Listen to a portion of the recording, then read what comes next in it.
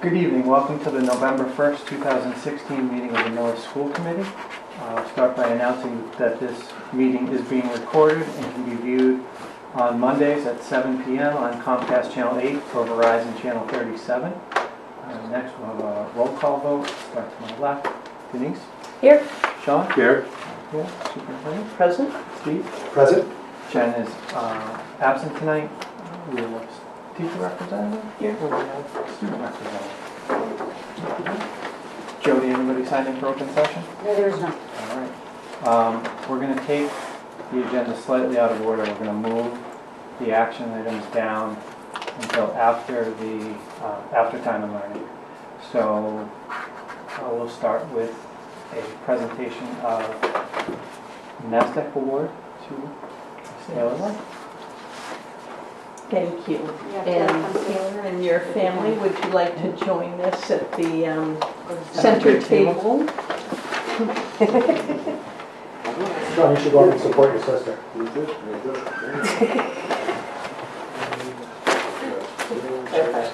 I know we only have one or two chairs. You can stand if that's preferable.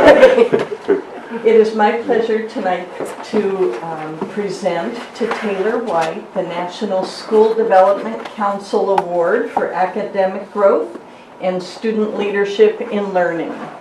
Taylor White has served as co-president of the class of 2017 in both her sophomore and junior years, after serving as a class representative freshman year.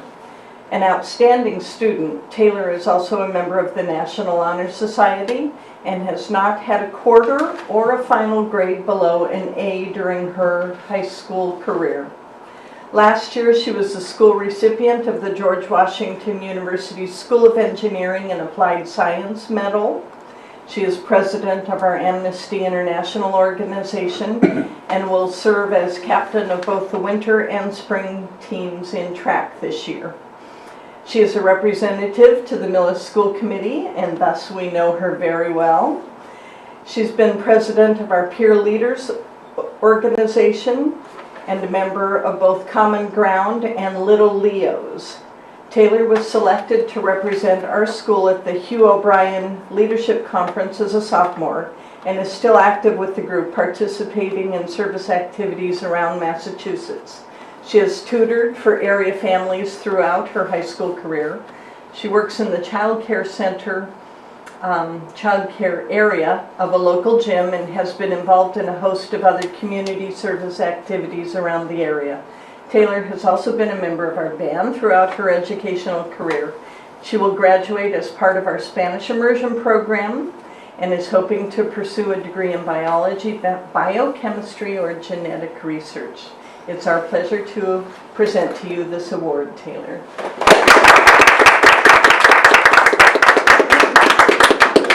So you can come on up. Come on, you know what to do.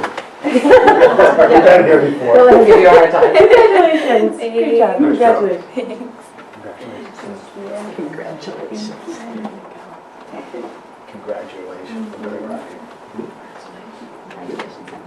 And now we've added the photo op. Yes. Wait just a minute, that's a few weeks ago. I'm not quite dressed for the photo. Would you want to know when we Ask got what to questions have been started. So, there, everybody. yeah, we usually come on over here In our vast. with the What's family. the family goal? Yeah, sorry. Should I show them? Or just get your camera. Yeah, you can hold it up if you like. Yes, you do it and I'll do it. Okay. Camera photos on. I did. Okay, everybody. You'll fair on mine. 1, 2, 3, 2. I'm going to take a couple.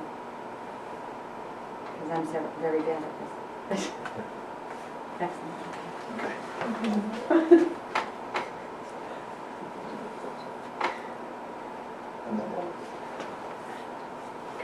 Okay, now with the school committee? No, we have official. You can join in too. The official pose. All right. You want to get in? No, that's a really, really.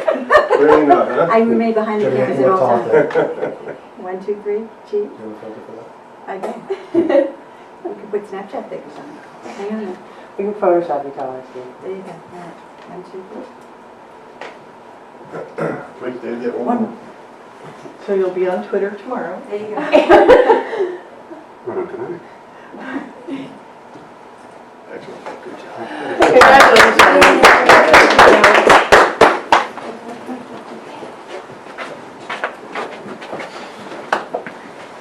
Thank you.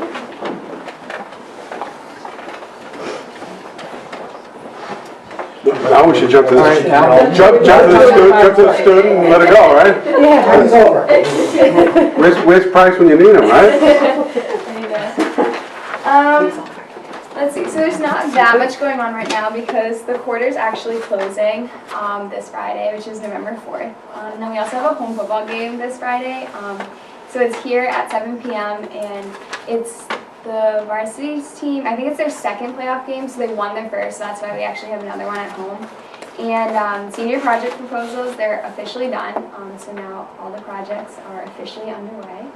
And there's another round of SAT and SAT subject testing, and that's taking place on Saturday, November 5th. Millis isn't one of the schools that's hosting, but it's one of the last ones for the majority of our seniors, and I think a couple of our juniors are also taking it this time around. And then finally, there's no school next Friday, November 11th, in honor of Veterans Day. Thank you very much. Thank you. All around the schools in the whole district, there are classes that are going to participate in the Hour of Code events. Teachers are just starting to organize them now, and that's going to take place between December 5th and December 11th. Clyde Brown had students participate in the Scarecrow contest for the Haunted Hayride fundraiser, which was 2 weekends ago, and that was a great success. Got everybody ready for Halloween. The Homeschool Association bought lunch for the teachers today, and the teachers greatly appreciated it at Clyde Brown. And their term closes November 22nd, so they're getting close to the end of their term. In the middle school, the 5th grade, in conjunction with the DARE program, is doing their 10th annual Halloween candy give back. They're collecting surplus Halloween candy, and it can be donated to the Birthday Wishes charity through the DARE program. And anyone that would like to drop off candy can do so at the middle school office by next Friday, November 4th, which is actually this Friday. All right. The high school, we have parent-teacher conferences. Actually, that's the middle school and high school.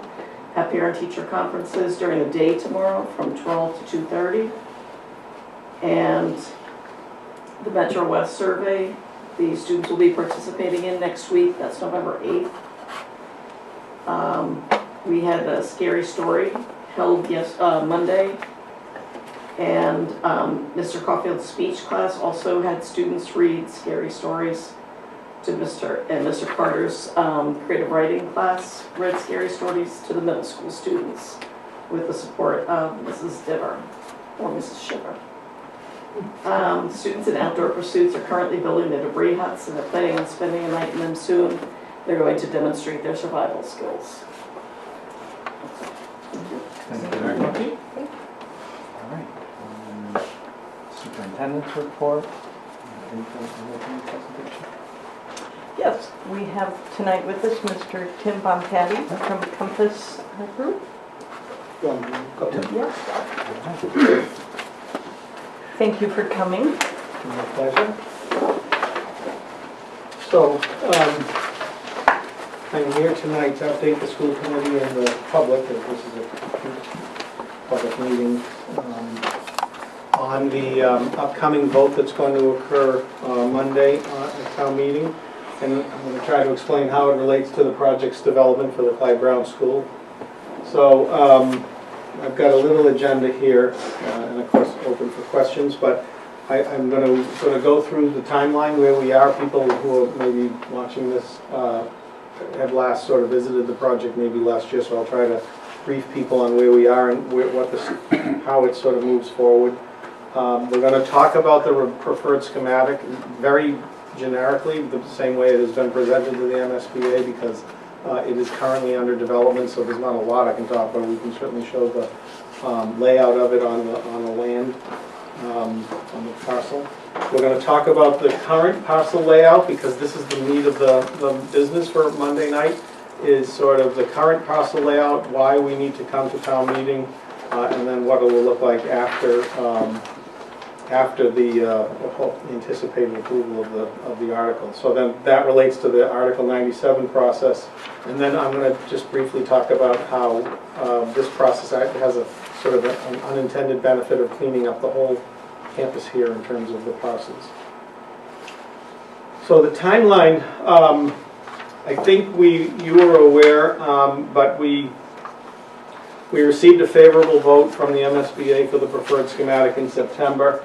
Then I think I mentioned to you the last time I was here that we had to go in front and get approval from the, before we actually submit the legislation, or it's good practice for us to expedite that process on the Article 97.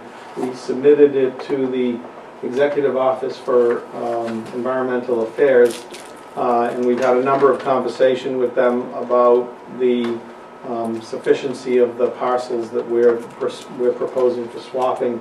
They've given us approval, and a week or so ago, maybe 2 weeks ago, we got notice that they're on board with the approach we're taking, what the swap lands will be. So that actually tees us up very well as we now move into, of course, November. Hopefully on Monday we receive a positive vote. And then in January is going to be a busy month for two reasons. One is that is when the legislative session opens, so we'll be filing the petition for the Article 97 land swap. And it's also a time when we will be getting in the schematic designs, which are about 25% of the design process. We will have priced them. Sometime toward the end of that month, we expect to be able to have a very meaningful community forum and introduce sort of the project, as people, I'm sure, are anxious to see what it will look like, what's the schedule, and most importantly, I'm sure for a lot of people, what's the cost, and as much as we can at that point, the impact we think on the taxpayer. We really won't know that in detail until the MSBA board votes on it in May, but we should have enough information that we can start to kind of get the message out around what the school will look like. The way it's pursuing now in the MSBA processes, we submit actually in March the submission to the MSBA in anticipation of that board vote in May that the MSBA will take. We will be sandwiching in that vote. I think we're going to try to work it within, I think it's going to be within the annual town meeting. We have a special town meeting. I'm not really sure that hasn't been decided. The selectmen have to make a decision about whether there'll be an annual or a special within the annual. But right now that we've been talking about that as being in April. The ballot initiative that also is required for approval of a project would be after the MSBA vote, and we're now looking at that as being in early May. That will kick off the design process, and if we move forward the way we're currently looking at it, and this is subject to some further development as we get through the design process, we have a possibility of starting construction in October. We may decide that it's, given so close to the winter, it's better to wait till the spring, but that's kind of our target right now, is to start construction in October. So this is the preferred schematic, which basically lays out the school essentially behind the current, or adjacent to the current Clyde Brown School in the sort of wooded knoll, we call it. That parking lot that you see there is where the existing Clyde Brown School is. So the schedule would be to build the new school, then to demolish and finish the site around demolish the old school and finish the site. As you can see, we have we're going to replace in kind the tennis courts that are there and the basketball court. This plan doesn't have a negative impact on fields. That's a positive thing. So we're expecting to be able to maintain the field, the same field layout during construction that you see currently there. So this is what the preferred schematic is, and this is what the architects and the project team are working on right now, meeting pretty regularly with the administration and the principal to go over what does the inside look like and how does it work best functionally for the educational plan. This is the current parcel layout. So as you recall, there's a lot of parcels on that make up the municipal educational complex. Parcel 20 and 18 are the ones that are subject to the Article 97 preservation, because they're controlled by what was the Park Department, currently the Selectmen. So that's the current, as you can see, there's a number of parcels on that land. There's actually a parcel below 2153 that makes up the balance of this middle school, high school.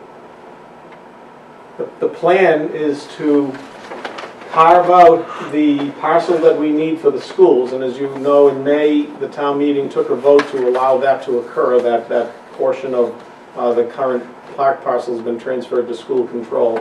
So that red parcel that you see there is essentially what has been transferred over to the school department in May. We now have identified in green those parcels that would be, and this is what the EOEA has approved, the swap parcels that allow that article, because in Article 97 we need sufficient equivalency both in form, both in function and in size for the swap parcels. So the green parcels are the ones that we are proposing as the swap parcels, and the EOEA has agreed to. I'll just point out that the top 3 parcels are already active playing fields, so those would stay that way. They're not impacted by, obviously, the swap. Their use would stay the same. The bottom one is essentially the wetland designated. Currently, it's a designated wetland, so it's been flagged in the town as a wetland, which means it has very restrictive development. You can't develop on it, and you can't develop even near it to some extent. So that's the parcel that we thought would be a good parcel to use as a swap parcel. It already, the EOEA asked us for a parcel that sort of was, aside from active playing fields, was more passive playing field, passive recreation, so that parcel fits that bill, and the town really can't use it for any other purpose because it is a wetland. So those are the Article 97 swap parcels, and when we're completed, the final parcel layout would be essentially the school parcel in red, and then there would be these recreational parcels in green, and the middle school, high school parcel would be consolidated as well. So I think, I'm pretty sure we go from, I want to say 10 or 11 parcels to finally 6, a number like that, when it's all said and done. And this is all being surveyed right now. We're in the middle of putting this all together and officially, and you know, in a recordable form so that it can be put into the registry of deeds. And that's really the discussion that I have for tonight about what the article is asking for. So the article is basically, as you know, is asking to approve those swap parcels, the town meeting to approve those swap parcels. Any other questions or comments? Good. I don't want to ask no questions. I think obviously Steve and Denise have been more than heavily involved in this, and we're all aware of it. So just kind of trying to put some questions out of topics that people in the general public may want, or they'll end up on frequently asked questions. You know, one of them being with this set of parcels, that last land, kind of how that got identified, and just maybe speak to a couple of the other options that were looked at, and you guys obviously can chime in too, of just why these made the most sense among any other ones across town. Well, do you want me to address it, or do you want to speak? Well, You know what to do. so part of the problem is if you look at the initial map, this was the one that was put out. There's really no rhyme or reason to some of the ways that these parcels were designated. Some were designated as town or municipal, some were designated as school, for instance. Sisto Field is a school property, yet I can't remember the last time any school activity occurred on there, right? It's the Little League field. And so we own the school, or controls, what is it? First, it's the backstop and home plate and part of the softball field right by the town. So part of the problem is that there was really no rhyme or reason in 1955. We don't know the motivation. It was very, very difficult to find any sort of notes or kind of the public record on why they made these decisions. So part of this was we were looking to maintain, to clean up, to do serve two purposes. And right now, if you look, part of the Clyde Brown is on park property. So regardless of this project, that shouldn't be that way anyway. So the way the parcels were picked was, one, we looked at how we could, and it was the equivalency. It was the acreage, and then when the EEOA came in, they were the ones that said we want to look at what the functions are. So we as a committee identified these parcels. We got them to the point where we could meet this equivalency, and then, quite honestly, the EEOA looked at the map, and they were the ones at the very end, in the 11th hour, picked the wetlands behind the baseball field. So this has been a very long process, and right now, it was felt within the committee and that this was the place to do it, was to stay in this town park campus area and not to go other places within the town. So we looked at it from that standpoint. Tim, is that, and Denise, is that fair? Yeah, I think also, as Steve mentioned, we didn't volunteer that parcel. That was looked at when we were talking about, what about these three? They said, well, yeah, that's good because those are all active recreation and you're replacing a passive place. What about this one here? We actually carved it up quite a bit. The initial request, I wouldn't say they were firm on this, but they were looking at a broader parcel, a bigger one that included the practice field to the right and that tip. And we kind of carved it out to be so that we're preserving as much as we can of what would be for the future for the middle school, high school, and the town to develop if they chose to without restriction. But so we've tried to kind of really create it to a very narrow piece of property that really couldn't be used for anything other than it's being used for now. So none of the, like I know they do outdoor classrooms there, now that can continue. They actually would encourage walking trails, that kind of thing. So it really, Steve was right, that's how it sort of evolved. It just, they requested it. We didn't volunteer it. Well, that's your question. Yeah, it does. What is, just for my own information as much as anything, what are the limitations on passive versus active fields? I'm not a specialist in that. The way I understand it is active fields are maintained for, being actively used, whereas the passive ones are sort of grow out of their natural habitat and they're not groomed in any way. That's kind of, but that's like a layman's, I don't know whether that's more to it than that. The article itself doesn't, go into a lot of detail, so eventually, maybe in future years people will make a distinction about exactly what are those parameters for active and passive. They have asked us about making sure that lower parcel is kept available to the public, and they mentioned walking trails. The legislature in January, it's a done deal. There's nothing that'll potentially impede. Yeah, no, there really shouldn't be. I mean, the process is essentially, it's a home rule petition, and those, are, so the Millis legislators, the two representatives and the senator have been fully briefed. Steve's had a number of conversations with them even fairly recently. Their chief of staff has been engaged, which is really important because they're the doers. And they're ready to sort of shepherd it through the process. And I don't really know exactly, we know it goes to House Ways and Means, home rule petitions go there, and then they vote on it, and basically the other members of the legislature who won't get in the way because they don't want their home rule petitions being, it's Millis's deal, and as long as there's support in the town for it, we've been told there shouldn't be any kind of question. It's more just going through the legislative process and elbowing your way up the priorities. That's the biggest challenge, frankly. Well, when you say elbowing your way up the, is there a deadline, and what would be the latest date they could do it at? I think that we would want to have this done by the MSBA board meeting, and probably even a few weeks before that when they've kind of button it all up for the board. So I would say we're hopeful to have it done in April.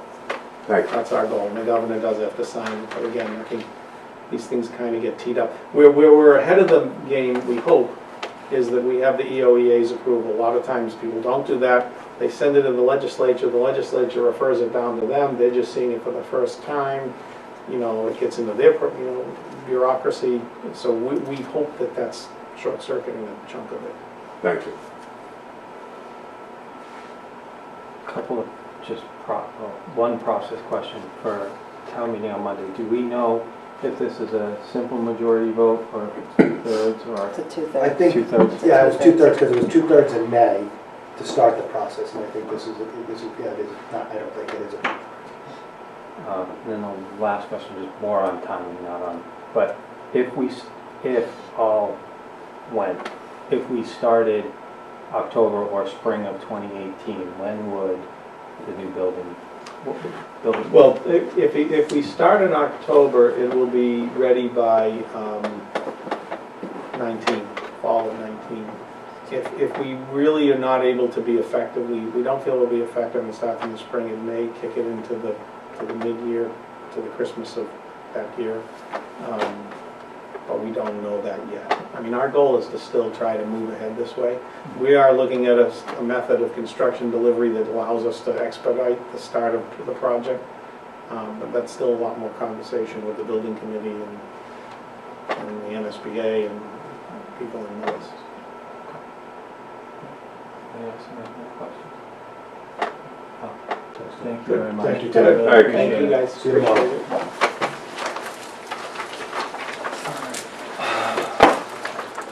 So Mr. Grant is here, so why don't we go to our time and learning. We are going to have an athletics update from the athletic director.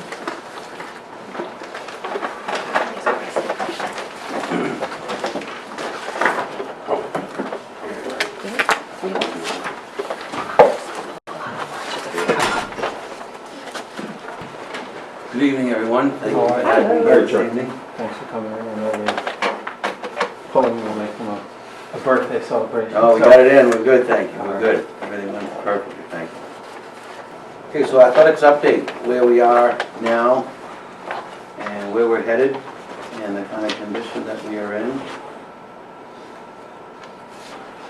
I went all the way back to 2003 to give you all an idea of how much we've grown as an athletic program. Back in 2003, 2004, we were at about 390, and you can see now we're all the way up to 633 participants. What accounts for that? The addition of middle school sports, some addition of freshman teams, and just an overall increase in roster sizes as our sports participation is through the roof right now. A lot of that has to do with the success of the programs. A lot of that has to do with the success of the youth programs and the registrations going on out there and getting kids excited. Certainly going to the state finals has had a tremendous effect. This is probably the most important page of the entire presentation. Ideal world, with 633 participants, we would bring in with user fees $139,260. The reality, the collected funds, $112,260. Of that, we have waived fees of $48, free and reduced lunch, and also family caps would also account for some of those waived fees. We have 73 outstanding, so $16,074 that's still owed to us. Nobody graduates from Millis unless they pay their user fees. We get that senior obligation. You divide that out over 6 years. By 6, be it 7th, 8th, 9th, 10th, 11th, and 12th, give you an idea about on the average of what each grade owes as we go through. But we'll collect anywhere from $2,800 to $4,100 on senior obligation week before kids graduate. So we get that money eventually. The thing that would have that disappear is when we switch over to our new online payment system, because now instead of us extending credit to families, instead of us working out payment plans, they'll be able to use credit cards, which will eliminate every aspect of this. So. Chuck? Yes, sir. So that's our policy is on outstanding fees, it holds until graduation. It does. Carry it all the way It's through. not a next season or... We try to. Okay. What we do is we'll do a hustle over the summer and send out letters, we'll do phone calls, we'll do emails, everything we can in terms of the contact information that we have. The bottom line is sometimes Oh, yeah, and not in Takes terms a of while. working it, but in terms of whether we, if they owe the soccer fee, they're playing baseball in the spring. Correct. We don't hold them from, we don't. We take- won't let them play baseball unless a fee has been played. So if they owe us soccer Mhm. and they come into baseball, they won't be allowed to play baseball unless the soccer fee's been paid. We'll let them carry one, in other words. Okay, But now you get into your senior year, and now sometimes a kid won't pay another one, so now you have $420, but then they come to senior week and you say, let you know, you've got a $440 obligation before you graduate. Just so we're all aware, you have a right to get your diploma, but it's a privilege to walk in the ceremony. So if you don't pay, if you owe a fee to the school, you'll still get your diploma, but you will not be allowed to walk in the ceremony, which is pretty big to most families.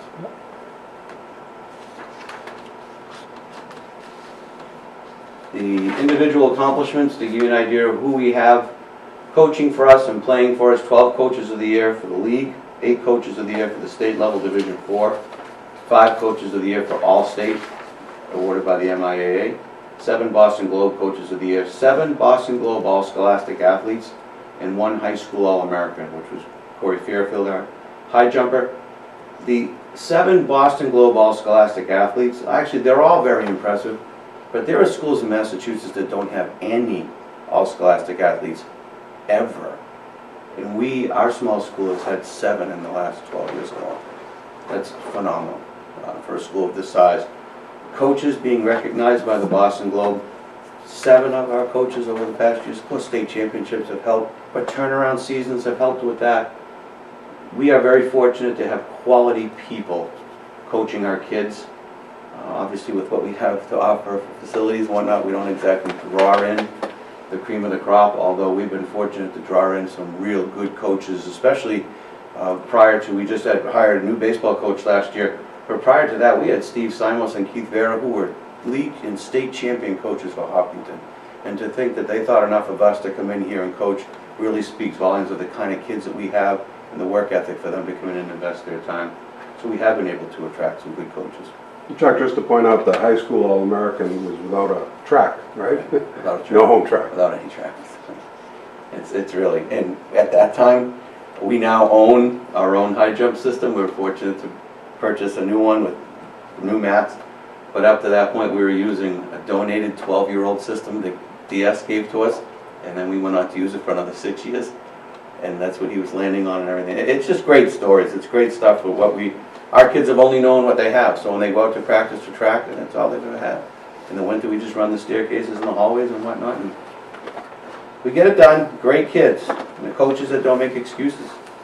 Team accomplishments, 12 league titles. That's been helped a little bit by the split in the league for football. Football's won it the last 6 years in a row in the small, which is a great accomplishment because we used to lose it 6 years in a row in the small.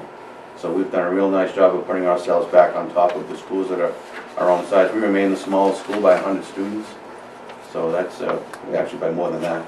So, but in our division, 17 sectional titles, 5 state finals runner-ups, 9 state champions. We participated in 14 state final championship events. That's a lot of state championship events for one school to participate in. Since its inception in 2010, we've made the State Sportsmanship Honor Roll 5 times, earned the State Specific Sportsmanship Award twice. What does that mean, State Sports Specific Sportsmanship Award? The state gives out a sportsmanship award to each sport that it offers in Massachusetts. We've earned it in basketball and girls soccer. The TVL Sportsmanship Award twice, which is the entire league sportsmanship. You earn that by the number of individual sportsmanships that you earn during the course of the school year, which we've won 12 times. Which means during the course of the last 10 years, 12 times our sport has been voted the Sportsmanship Award.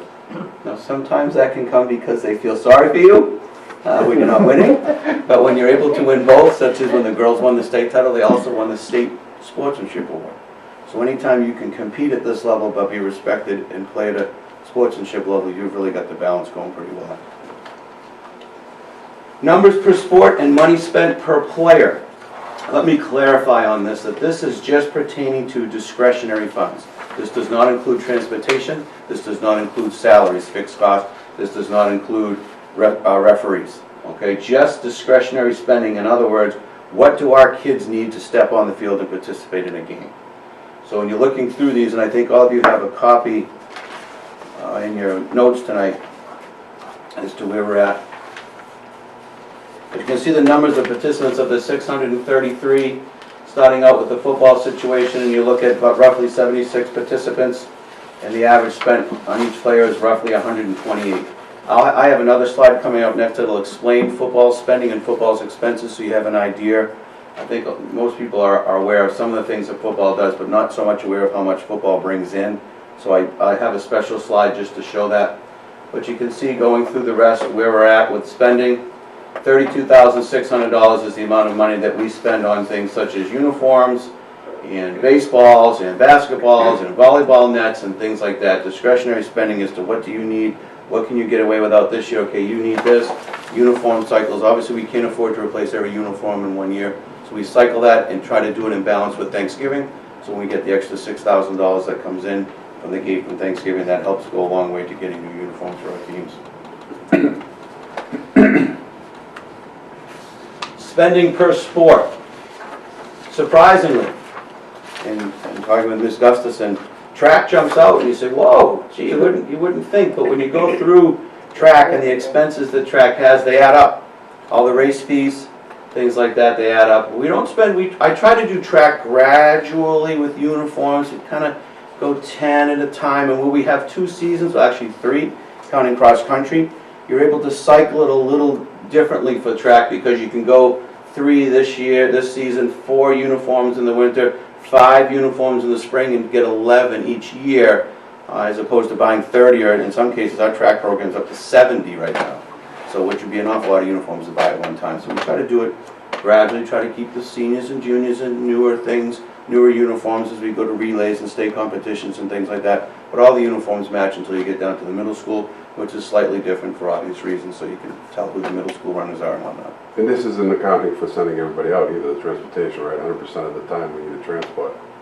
Or is that included? Right, well, this fall was interesting, but yeah, a lot of times you'll have multiple teams on one bus, so it's difficult to figure out how the transportation balances across the board, because the only sports that will really travel by themselves is football travels by himself, and basketball as a sport will travel by itself, but you have more than one team on the bus at one time, so you're sharing the expense of that. In the spring, you've got tennis on one bus, softball, baseball, all in the same bus, all getting dropped off. Pretty much the same town, but different spots, and then different buses will go back and get each one because they end at different times.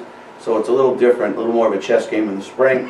Fall's a little more regimented where everybody kind of ends at the same time, with the exception of you playing stacked soccer games and one starts at 5 and one starts at 6:30. If it's close enough, we'll shuttle to get the kids home earlier.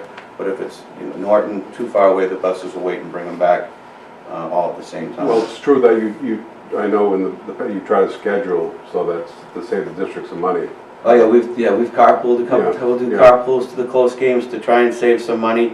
We've also made good use of the small shuttle van, which has done a real nice job for us getting out of some tough situations. We try to avoid going outside vendors as often as we can, but sometimes it's just we have to.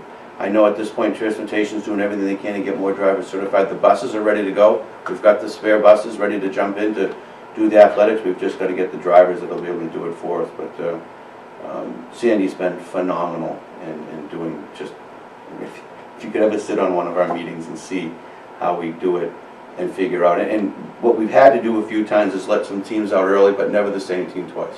We've rotated it through, so every team kind of had that one early dismissal on days we just can't get buses here on time, so we have to use the same bus twice to come back and get us. But that's only been once each team. And once each team, with the exception of football, has carpooled to a game. So, but that's the Dover, Sherburne, or to Hollis, so we don't carpool to Norton.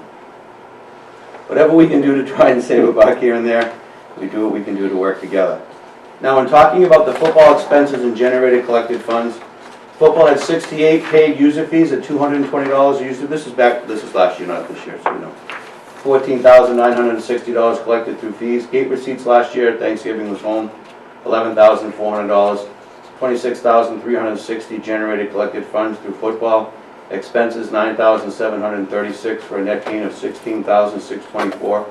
I took the extra step of looking up the referee expense as well as transportation for football. Referees were $4,000 for all levels of football, and transportation was $1,500. So if you put those two expenses together, you're still coming out with a net gain of a little over $11,000, which is then shared by the entire sports program. So. And here's their expenses. The killer expense for football that puts them above everybody else is the two federally and state mandated ones, which is now, obviously everyone's hearing the concussion. Every athlete has to be certified. We must have our helmets and shoulder pads inspected and certified each year, as well as our uniforms, because of the contact with blood and tearing and everything else, they have the blood bacteria rule that they have to be disinfected and sterilized. So there's a cost process to that, and that's what you see up there with the asterisk, the two amounts for the disinfecting and the equipment repair and certification. The helmets get completely sanitized, completely taken apart, disassembled, sanded down, repainted, reassembled, and put back and striped. So the entire cost of that, as you can see, $57 and $20.59, and then new helmets. The cost of new helmets is coming down because more athletes are buying their own helmet, which is great. They want to take their own helmet and wear it through the program. It certainly saves us a lot of money. It works out really well that way, and then the player knows exactly what helmet they're getting, and they'll vary in value. When we go out and buy helmets, I'll get just under the best helmet, which best helmet being rated for the NFL and the NCAA Division I. We'll go just below that, which is about a $45 difference, which is nevertheless still a Cadillac to put on your head. It's a beautiful, beautiful helmet, but hopefully you never have to use it other than to have yourself protected with it on your head. And then the total costs and whatnot. And that's it. That takes us to questions anyway, but that gives us kind of the rough numbers of where we're at. Chuck, one question on Yes. not so much on numbers, but just on it kind of gets into a general topic of, that we always ask, we ask it of principals when they come in, of like, stuff we can provide, what are kind of the needs outside of, but when we have instances of carpool and things like that, obviously not necessarily the ideal way, and I know usually it's to Oak Grove, where it's, Right. you know, a close one. Right. Do we have liability issues with that if we have parents or coaches taking kids in their personal cars? It's a good question. You know, you've got a lot of teams that drive themselves to hockey practices across the state, things like that, drive themselves to the home hockey games, but they get bused to their away hockey games. So it's kind of a gray area as to what the liability situation would be. We, as part of our user fee, we say that we will provide transportation, coaches, uniform, that's what your user fee will get you. The thing that I would say though, we aren't, it happens that we do save money when we carpool, but that's not, I don't go into the city saying, how can I save money, let's carpool. It really was simply because of a shortage in drivers. It isn't because we didn't have the money. We have the money to transport our teams to whether we just didn't have the drivers and the ability to do it in a bus. And where we couldn't, if the vendor couldn't get us an extra bus, then I'd say, okay, I try to figure out where, okay, some days I go, okay, we're gonna get a 1:45, you guys are gonna get there a little early, but that bus has to return and get these guys to Holliston. A little bit of a chess game, but it really wasn't because we didn't have enough money. Yeah, no, and it wasn't, look, I didn't think it was because we didn't have the money. I thought it's either we don't have the vehicle Right, to do it. yep, For instance, using the smaller bus, we have teams that are bigger than that. Right. We also have scenarios where you get maybe kids sitting on the floor of the bus because there's Yep. more in there. Yep. Which again, kind of is in the same boat. Is it that do we need another vehicle, or do we need another driver?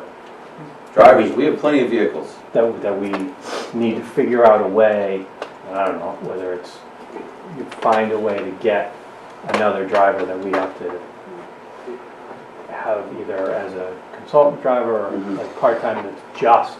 We're this close. We have two Yeah. drivers that are ready to jump in. They're just in the final stages of getting certified and licensed.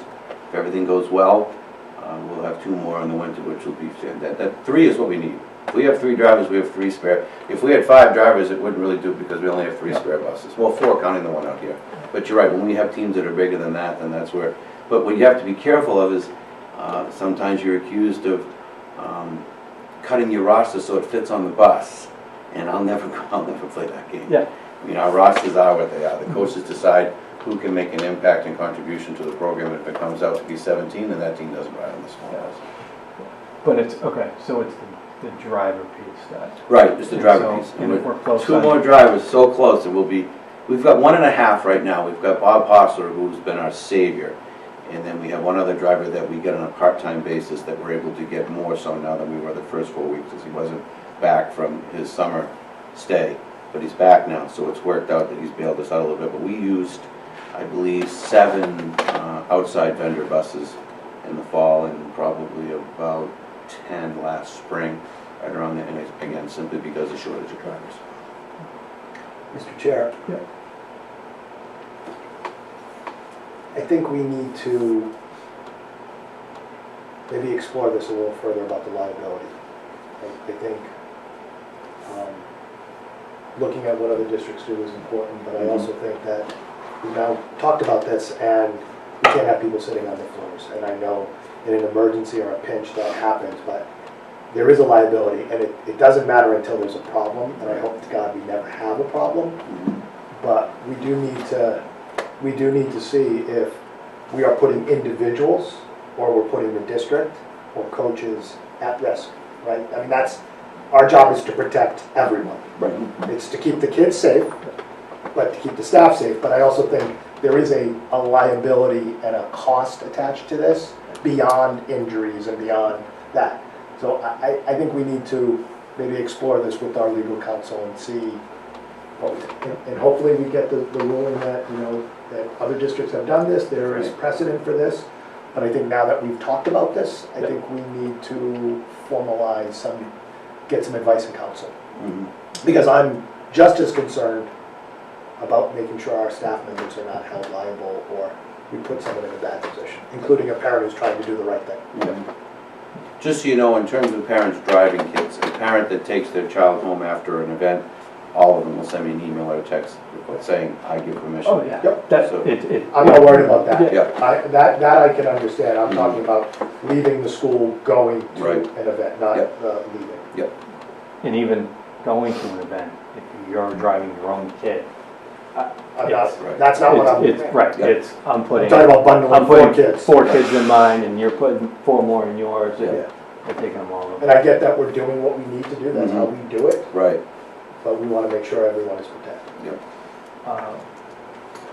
Taylor had put in her update about we get the second playoff game. This Friday night, 7 o'clock, correct. Just as you were tying in gate receipts, it dawned on me, do we get, and Team Success, do we get some of the when the MIAA takes? Last week's game and this week's game, we split with our opponent. Okay. So last week's game, there was nothing. It was awful game. But this week's game, Abington travels very, very well. So we should do, I hope, we should do well with this game. So we split this with Abington after we take our expenses out. Yep. And then from there, if we were fortunate enough to win from there forward, the MIA does it. And now when it's an MIAA, it's completely theirs and the schools participate? No, we'll get some of it. Okay. They get 50 right off the top, Yeah. and then we get 50, we take our expenses and we host them. That's just- These are the things we go through at the AD's meeting as we, it's a long story as to how this works at the MIAA, but that's how it works. They're professional Feed the tournament beast, runners. right? You gotta feed the beast. And feed the beast. They are professional tournament runners. We pay a fee to be part of the MIAA, which covers our participation in the tournament, and the other half of that balances with the fees that we pay as a school district as the gate receipts. So I can tell you some of those meetings, the District C meetings with all the District C schools, sometimes get a little heated as they push the MIAA for answers, but they do the best we can. We've got a lot of new ADs now looking to do more and eliminate the MIAA from doing part of what they've been done all along, looking to get more involved in the whole process in the hopes of saving money. We'll see what happens if that really is a reality.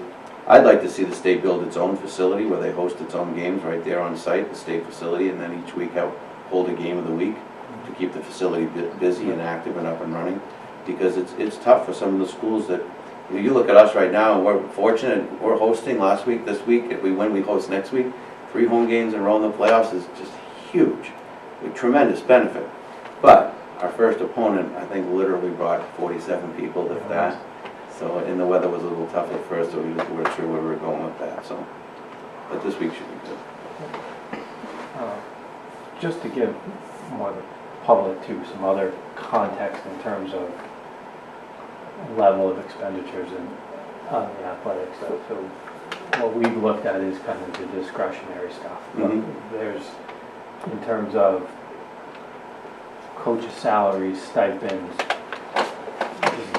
is between the operating budget and what comes out of the revolving, the athletic fees. We've got about $150,000 there. And then there's also in the non-discretionary about another $115,000. So in total, what we spend on the athletics all in is about 370 in this athletic budget. And as Chuck put out, 119, give or take, is what comes in through athletic fees. So about a third, 2/3 of it is covered through the operating budget Right. of Fund 10, of the correct. district. So, you know, you kind of can parse out, I mean, the athletic fees, you could pick what they cover, but it, Mhm. you know, it covers just about, actually a little less than all of the coaches' stipends if you wanted to pick a bucket and just put Right. it there. Yep. Or all of the discretionary and non-discretionary, it could cover all of that, but it doesn't cover, there's not a surplus just on the user fees. Right. It really just covers. It's all accounted for. You know, Right. we've been working hard to stretch it a little further and covering some salary stipends, which is, you know, we're fortunate to be able to do that, but that, we've been watching that kind of run down to a point now where we're just about break even, maybe even a little below that, because we're using some of it to pay the sub-varsity middle school freshman salaries, so it gets close in that area. But I'll tell you, and I tell you this every time, we're very well dressed at the varsity level, very well dressed. We represent very well our behavior and everything, the way we, let's face it, we're basically, we're the only part of this school that goes visits other schools. We represent Millis, we walk in well dressed and well behaved, compete hard, no nonsense, and get out. So that's huge. You know, it's not like we're showing up as a bunch of slobs. The younger level, thanks to you people in approving an additional spending for some uniforms, our younger levels now have pretty much all matching uniforms. But when you try to balance between coaching stipends and, you know, some of the things that we had to cut, we'll go an extra year with uniforms and whatnot. So, but I thank you for making that possible for us to purchase additional uniforms for the sub-varsity teams. It makes a difference. Mr. Chair. So I have a kind of a two-part, and Chuck, thank you for coming tonight. And I know you wear many hats within the district. No problem. And you're very busy and pulled in many different directions. So some of this is not necessarily directed at you, but it would be to the superintendent and the business manager. I think we need to treat athletics, and athletics is, and just to back up a second, we went through all of our fee-based programs in 2011 and 2012 and did a thorough review, and we actually looked at total operating costs. So all parts, from revolving accounts to operating budget to grants, everything. Yep. What does it cost to run kindergarten, preschool, food services, everything? The athletics was the last one, right? And there was a lot going on, and you're busy, and we kind of just lost time. But it is time for us to kind of look at what is the total operating cost. So every part of money. So that's part one, right? And that's you working with the superintendent and the business manager, and we can gather the data and do the analysis. And that will be helpful to look at trends and going forward and see where we're going up or we're going down, or where we need to put more money in. Right. And the other piece is, and the chair started to go down this road, is every time we have an administrator come through, and you've been to some of these meetings, we say, look, we can't make any promises, but what do you need? Now, I know from living in the town and from participating in some of this fundraising, there's a lot of fundraising that goes on. Yes. So using your kind of language as the ideal world, and I know this is difficult because some of this fundraising may seem for things above and beyond, like extras. Right. But if we were looking at what does it cost, and this is long and drawn out, so I'm not expecting any sort of quick turnaround, but what does it cost to get the cross-country team outfitted properly, right? You know what I'm saying? So, and where does that, what would it cost? And then we look at how much money we have for that program. So some of that is more of a, because it's great that we get by, and you know, I think you came in, there was the day after school ended, there was a kid outside of Isabella's collecting for soccer. And I was like, wow, he didn't even take a break. Like literally the day after school, he was collecting for soccer. And that shows grit. Right. And that's great, but as a committee, what do we need to do when we have little pockets of money? Because a little money can help you. You'd be amazed. That 16,000 that I showed out there that we're chasing, I mean, that's half the discretionary fund this year alone. That's a lot of money that we can chase again. Getting it all in at once would be the pipe dream. But if we get 4,000, when we get 3,500 of senior obligation money in the spring, you wouldn't believe how much that helps, just that amount of money. But if I was to ask you for the one thing, if we could reinstate the sub-varsity freshman middle school salaries, when we originally designed that user fee, it was not designed to absorb stipends. we're just fortunate to be able to do that. But it was designed to absorb increases in expenses, be it the referees, the officials, transportation, on-go, the increases. It was asked of me to design it in a way that it would last and have some longevity, that we wouldn't have to keep raising it every 4 years. If we are able to fund 10, budget the money back into covering those salaries, the present user fee would take us at least another 4 years, without having to do any increase. Ideal world, 30,000 on top of that would eliminate all needs for fundraising. That's about the number that all the teams together, some teams will go out and raise $4,500 and other teams will go out and raise $400, and happy as can be to get t-shirts that say cross country Millis on them. Whereas the others, baseball team buys a huge, gigantic batting practice portable screen. But why? Because for years batting practice foul balls were going into track practice. Now you put that cage over home plate and the batting practice fouls hit and fall on the ground, and it was cutting down on the dangerous situations. Ideally, we'd love to have poles and a net go across so that they can be simultaneously functional. But I know, we're headed there someday, hopefully. But the magic number would be roughly 50,000, which would include 20,000 reinstatement, 20 to 22,000, depending on steps. The reinstatement of middle school, so varsity salary stipends, and 30,000 on top of that would cushion and get us the things. And I'm not talking putting us in plush sweatsuits and things like that. I'm talking pitching screens over here, fresh dirt in the long jump pit, little things like that, that instead of going in year after year and kind of turning it over and sprinkling in one bag to make it look new on top, being able to go that extra distance to do it right for the things that we need. Like the benches that you see out on the fields right now with backs to them, you can't imagine how thankful the athletes are that the benches have back.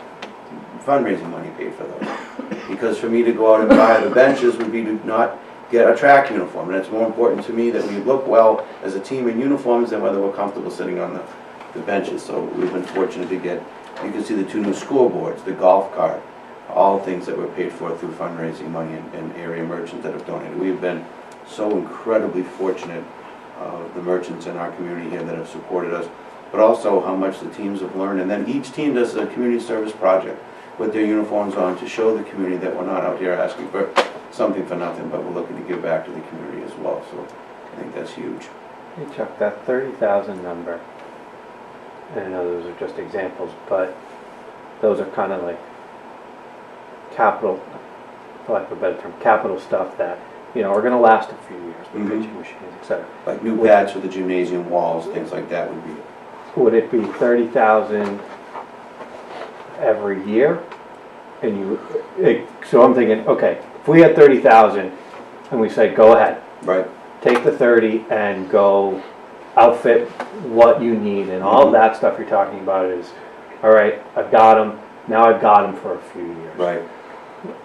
So no, to answer your question, would not be 30,000 every year. The 20,000, 22,000. Right, the 20, right, because the 20 The is the 30, we stipend. can even do the 30, I'm talking like I'm getting it, but we could do it at smaller amounts each year. Right. 5,000 goes a long way for our sports programs. But you wouldn't be like, we need to buy a batting cage every year, Right. And some kids wear their sweatsuits on through, and the young kids come in and they get them, and things like that. So no, we wouldn't need to buy brand new, certainly it wouldn't be like that kind of a thing. So no, not 30,000 a year. So, Mr. Chair, so why don't we start the process of doing the operating? Let's know what we know, right? The revolving account and the operating. Mhm. Let's expand this sheet that I sent. You probably didn't get it because you were on a birthday, so. I did get that. I But saw that. let's expand this, let's look at that, and then let's have another conversation where we start to look at this, and I would equate this to what we've done with the fleet. The fleet, Yep. quite honestly, was a mess. And little by little, and it took a while, it took a while to get whole, and thankfully you're not looking at $24,000 for a vehicle. It's, if there's $5,000 here or $7,000 here, why don't we start to try to do that? So let's approach this strategically, do the analysis on what we know, and then start the next part of the conversation about what do we really need and where are those sources coming in and what can we do as a committee. And we will say, I'll say the same thing we say to everyone, don't self-edit. We're not going to get you the Escalade, Right. but we're not going to get a Yugo either. So don't self-edit, let's look at everything. Yep. And then we have a laundry list, and we do this with the superintendent and the budget. There's a list of 30 things that we want. Right. We don't always get to them, and we very rarely get much deeper than 5 or 6, but we should do that for your program, so we know when we have pockets of money, what we need to do. I think that's great, and I think in talking to all of you, when we make these decisions and we have to make these cuts, I don't want you to ever think that this is you doing this to athletics. What people don't understand at the John Q. Public, we have many private conversations at our events here where you guys come up to me and ask personally, what do you need, what's going on, issues that are going on, how's this being handled, what's the ideas moving forward. I can't thank you enough for the support, and I know when it comes down to Nancy and I sit down, and she'll tell you, I'll say, I get it. This isn't them, this is us. You're making decisions based on information that I'm giving to you, and with that funding to me, I'm making decisions that are trying to prioritize what's most important to make us look good, make us behave well, make us play well, and then anything after that is the fringe benefits. So we make this together. This is how we know what the information that I give. So any information, as we continue on, we'll do everything we can to get you what you need to do. Chuck, first of all, thank you for all you do. I know my dearly departed Scottish mother would be proud of you for stretching a buck all the time. Yeah. And the time you put in, I know, driving by all the time and seeing that blue minivan there at all hours. So I know you wear many hats in the district, and you make a little go a long way. So I appreciate everything you do. And whatever we can do to try to help out, I think, and we've spoken about this at length, how I think the athletic program, what the kids are doing, what the coach is doing, what the support staff is doing is fantastic. But the kids deserve better as far as fields and facilities.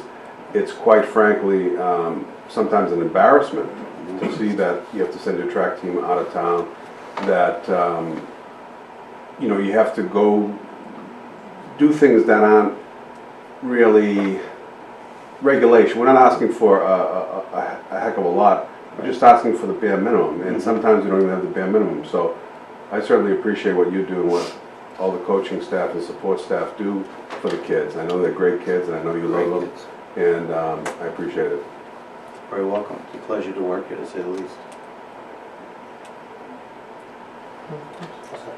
Mr. Chair, if I may just say so, for the public may wonder about athletics being an extracurricular and not mandated. No, we don't have to offer it, but there is such a synergy between what happens in our culture and what happens in athletics, because about 75–80% of our kids do participate in at least one sport.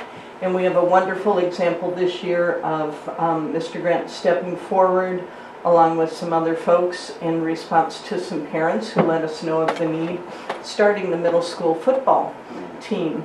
That has had a huge impact on the culture in the middle school in the school walls during the day, because what Mr. Grant is able to do, because of his unique position of being Dean of Students and Athletic Director, is, and so many of our coaches are on staff here, not all, but there's a follow-up that's very much a character building that happens on the field, on the track, and in the school itself, so that it's a great partnership that can't be discounted. Right. It happens also with the arts and music and band and drama, and the kids participating in the Nutcracker, etc. So it's all our extracurriculars, but it is with almost 80% of our kids in a sport. It's a way we can really impact character development. Single greatest thing that we've done, I think, in the last 10 years is starting middle school football. And what do you mean? Middle school football has literally changed the lives of 6 students upstairs. Literally. From every aspect, from social to self-esteem to coordination, every aspect. And to think that they're a part of a team that protects them, that looks out for them, that respects them, and then the leverage that gives Mrs. Knowlton and myself in talking about character, bringing in Sean Fallon, who's doing the food service as well. Sean Fallon is probably the greatest developer of human character and leadership I've ever seen. And Sean Fallon took the job because he was afraid to disappoint me to say no. I didn't realize he was getting the additional job at the food service. So I go to him and say, you gotta do this. You're the guy that can turn these kids around. Little do I know, he's already, so he comes in a couple of days later, I just want you to know, I took another job. I said, oh, I understand, we'll fix it. Nope. He says, I'm sticking with these kids, we're gonna do it, we're gonna make it work. And to see what it has done to the hallways upstairs, to have that leadership and that ability to say to these kids, you represent more than just yourself, knock it off, let's get it going, is just done wonders for the hallway. And now that'll carry over as they come up to Coach Olson, the same expectations now, they're set, and they know they're gonna be held accountable by a different coach who's a little meaner, because the expectations are, you've learned it already. So now you're making silly mistakes and poor decisions and choices, so thank you, because it's worked really well for those kids. Thanks for all you do, Chuck. Okay, so, Thank you all very much. Thank you. all right, Chairman's report, Finance Committee update. I haven't heard from them on whether free cash has been certified yet or not. The superintendent and I are going back and forth with town hall with regards to the leases and exactly what leases were paid and when and why. There's some discrepancy in the information we've gotten between what the leases were, what was spent and paid for, and what the various leases called for. So we're still working through that process, but while the funds were put into free cash, it's not being spent. So we'll just continue to work through that over the next few weeks. Any other subcommittee reports? We have, I know. We got Oh, it. okay, good. Yep. Thank you. Subcommittee reports? I think the MSBA thing is, I think we've noticed enough people and we've talked about it enough, but there's a working group meeting tomorrow. So if anything comes of that, we'll let you know. Why don't we do the action items then? First, consideration approved school committee minutes from October 18th. Mr. Chair, Mr. Catalano. I make a motion to approve the school committee meeting minutes on October 18th, 2016. Second. Been moved and seconded. All those in favor? Aye. Motion carries. Consideration, I want to do the executive session minutes from the same night, which are also in here. Mr. Chair, I make a motion to approve the executive session meeting minutes from October 18, 2016. Okay. Moved and seconded. All those in favor? Aye. Motion carries. All right, the policy 4.25, teaching about alcohol, tobacco, and drugs. This is for the first reading. We can also waive the first reading. If anyone, Mr. Chair, Mr. Catalano. I make a motion that we waive the first reading of policy 4.25, teaching about alcohol, tobacco, and drugs. Second. Been moved and seconded. All those in favor? Aye. All right, and we can go ahead with the second reading. Mr. Chair, Mr. I Catalano. move that we go forward with the second reading. Second. All those in favor? Yeah, we have to take a vote. Sorry. Aye. Aye. No. Mary? Okay.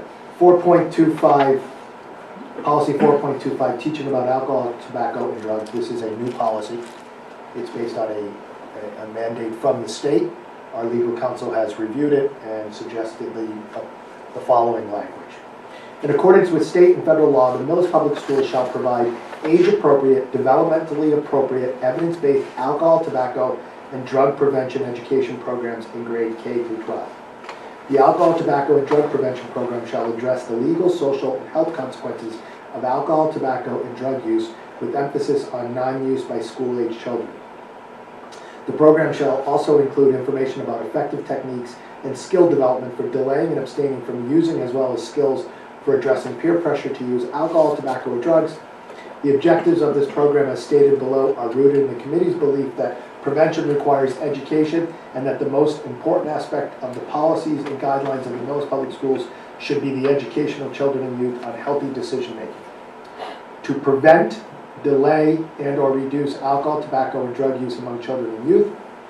To increase students' understanding of the legal, social, and health consequences of alcohol, tobacco, and drug use. To teach students self-management skills, social skills, negotiation skills, refusal skills that will help them make healthy decisions to avoid alcohol, tobacco, and drug use. The policy and any standards and rules enforcing the policy shall be prescribed by the school committee and in conjunction with the superintendent. This policy shall be posted on the district's website, and notice shall be provided to all students and parents in accordance with state law. Additionally, the district shall file a copy of this policy with DSE in accordance with the law, in a manner requested by DESE.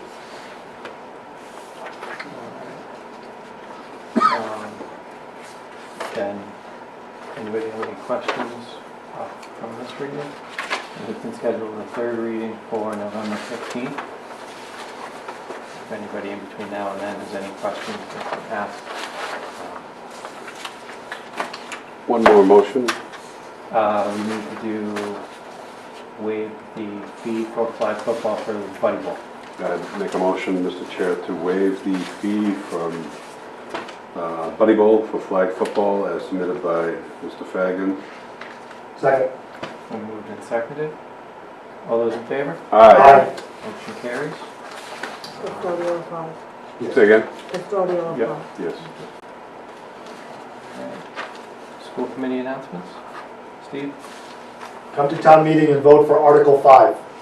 We need it to pass in order to move forward with the Clyde Brown School Building Project. Sean? Well, I second. I mean, I think the first opportunity they'll see is right before the town meeting, right on Monday? Isn't that when it's broadcast is? Thursday. So Oh, it's it's this this Thursday? Thursday. Get out, people. People know. I think people have an idea this is coming. I hope. Denise, anything else? No, there'll also be some discussion of it tomorrow at the pre-town meeting, finance committee meeting Yes. as well. Which I will be in attendance. Craig will be doing, Mr. Schultz will be doing the presentation as it is his warrant article, but I will be there for moral support and technical support if needed.